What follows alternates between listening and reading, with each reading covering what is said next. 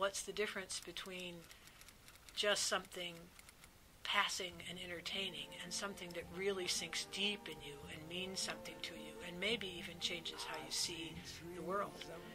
Because literature can do that for people. I believe in art very deeply, all kinds of art, and I was lucky to be in an artistic profession for so many years. So that's the biggest legacy. You know, the fun that they had is always a good thing. The sense of quality that they hopefully got from what we did will always be with them.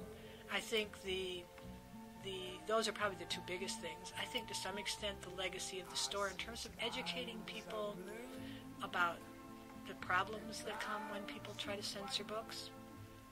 I think that changed a lot of people. I had customers who called me, for instance, all distraught because their kindergarten teacher had read "When the New Baby Comes, I'm Moving Out," and her saying, "Well, this is terrible to make children, hate their new baby." And I would say, well, a lot of children have sibling problems, and so there's got to be some children in that class, who really found that a comforting book.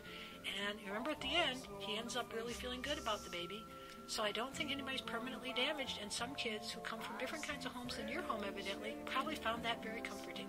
And she, luckily, I had the most wonderful customers, because she said to me, I never thought about that. That's really interesting. So I think that kind of learning probably has an effect, on a bigger effect over time. There's so many things. I just think it gave a model for what you could expect in customer service, so that maybe if at some point those people start their own businesses, we'll see a little bit of that, because there's so little of that commitment to really being kind to the customer and loving the customer and enjoying the customer and thinking about the next step ahead as to what they might need.